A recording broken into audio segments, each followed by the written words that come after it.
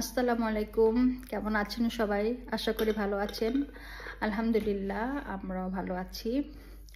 তো গত রবিবারে আমাদের এখানে ঈদ গেছে, কোরবানির ঈদ। আপনাদের ভাইয়া তো রবিবারে বাসায় ছিল না, ঈদের দিন বাসায় ছিল না। আর যেহেতু আমরা দেশে কোরবানি দিয়েছি, বাংলাদেশে, এখানে কোরবানি দেইনি। আর সেজন্য আমাদের কোরবানির মাংসটা খাওয়া হয়নি। মাংস খাওয়া হয়েছে কিন্তু কোরবানির মাংস যেটা সেটা খাওয়া হয়নি।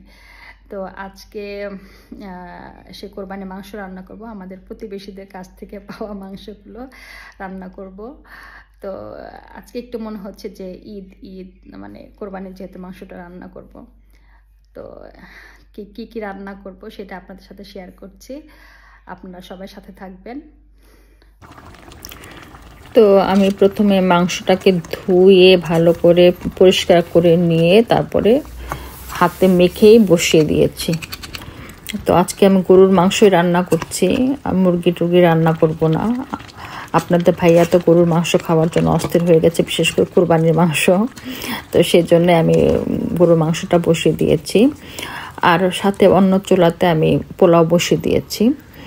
তো যেহেতু সেদিন ভালো করে সে খেতে পারেনি, রাত্রে অনেক রাত্রে এসে খেয়েছিল, তো সেটা তো আসলে পরিপূর্ণভাবে ঈদের খাওয়াটা পরিপূর্ণ হয় নাই, যে মনের মতো করে খাওয়া না, রাত্রেবেলা এসে শুয়ে পড়ার আগে খাওয়াটা। তো আমি গরুর মাংসটা হয়ে গেছে, আমি বাগারটা দিয়ে দিচ্ছি। আমি মাংস সবসময় শেষের দিকে আমি বাগারটা দিয়ে দিই, এটা আমার আম্মুর কাছ থেকে শেখা। এবং আমার বাগারটা দিলে পরে মাংসের স্বাদটা যেন আমার কাছে খুব চেঞ্জ হয়ে যায়, এটা আমার খুব ভালো লাগে। সাথে পোলাওটাও হয়ে গেছে একেবারে ঝরঝরে, খুবই সুন্দর হয়েছিল পোলাওটা।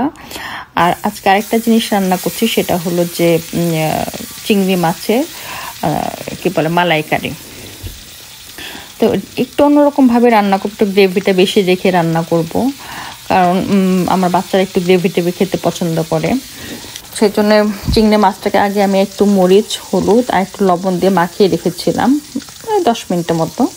তারপরে এটাকে আমি ভেজে নিয়েছি হালকা করে, একেবারে হালকা হালকা করে, কারণ বেশি ভাজলে আবার এটা শক্ত হয়ে যাবে, তখন কিন্তু খেতে ভালো লাগবে না।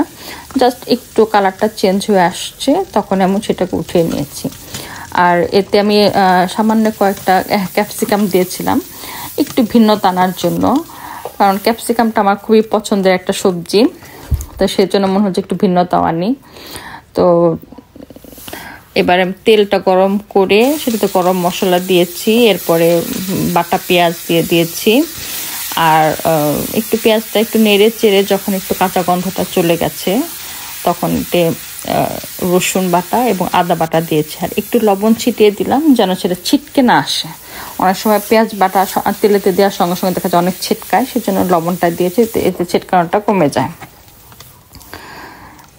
তো এরপর আমি একটু টমেটো পিউরি দিয়ে দিলাম, একটু কালারটাও সুন্দর লাগবে আমার কাছে। টমেটো পিউরি দিলে স্বাদটা যেন একটু ভালো লাগে এরকম। আর তেলটা মনে হচ্ছিল যে একটু কম হয়েছে, আর একটু সামান্য তেল বাড়িয়েও দিলাম। তো এরপরে যখন মশলাটা পেঁয়াজ রসুন আদা কাঁচা গন্ধ পুরোপুরি চলে গেছে এবং একটু ভাজা ভাজা হয়ে গেছে, তখন একটু জিরা গুঁড়া, সামান্য একটু মরিচের গুঁড়ো আর একটু হলুদের গুঁড়ো দিয়ে দিয়েছিলাম। এরপরে একটু ভেজে টেজে ভালো করে মশলাটা ভালোভাবে কষিয়ে নিয়ে এতে দুধটা দিয়ে দিলাম, নারকেলের দুধ। এটাও একটু বলক উঠে এলে তারপর চিংড়ি মাছ এবং ক্যাপসিকামগুলো দিয়ে দিয়েছি। একেবারে খুব সিম্পলভাবে করেছি, আর কয়েকটা কাঁচামরিচও দিয়ে দিলাম। খুব সিম্পলভাবে করেছি, খেতে কিন্তু খুবই ভালো লেগেছিল। আর একটু আমি যেহেতু একটু গ্রেভি রাখবো, আমার বাচ্চারা গ্রেভি পছন্দ করে, এই জন্য দুধের পরিমাণটা একটু বেশি দিয়েছিলাম। আর একটু সামান্য একটু চিনি দিয়ে দিয়েছি, চিনি দিলে তো ভালো লাগে, স্বাদটা একটু বেড়ে যায়। হালকা করে অল্প একটু সামান দিয়েছি, বেশি না। তো এটাই ছিল আজকে আমার আর কি ঈদের রান্না বান্না। তো বাচ্চা কাচ্চা নিয়ে বরকে নিয়ে খেলাম, অনেক ভালো লাগলো। তো দুপুরে খাওয়াটা আমাদের বেশ মজার লেগেছে, খেয়েছি। খেয়ে দিয়ে বিকালবেলা বের হয়েছি, একটু যে ঘরে সারাটা দিন ছিলাম, একটু বের হয়ে জাস্ট একটু আলো বাতাসটা গায়ে লাগানোর জন্য। তো আপনাদের ভাইয়া বলে চলো তাহলে আইসক্রিম খেয়ে আসি, সেই জন্য আইসক্রিম খেয়ে নিলাম। তো আমার কথা বলতে বলতে অনেকখানি কথা বলে ফেলেছি, অনেক কথা বললাম।